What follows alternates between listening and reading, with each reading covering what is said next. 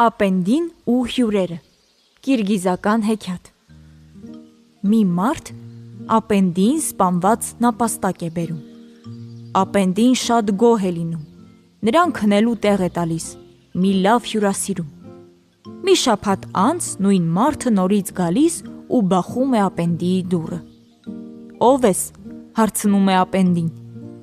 «Քո բարեկամը, որը սպանված նապաստակ էր բերել», պատասխանում է սա։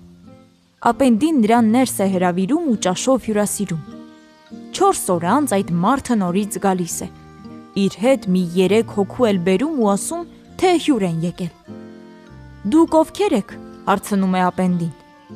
«Ես այն մարդն եմ, որ քեզ մի սպանված նապաստակ բերեցի։ Սրանք էլ իմ հարևաններն են»։ Ապենդին ճաշ է պատրաստում ու սրանց հյուրասիրում։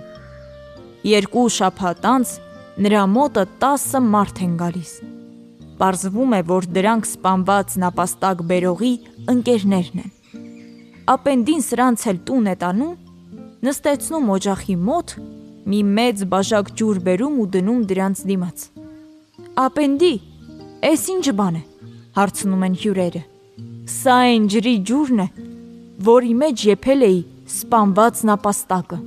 պատասխանում է ապենդին։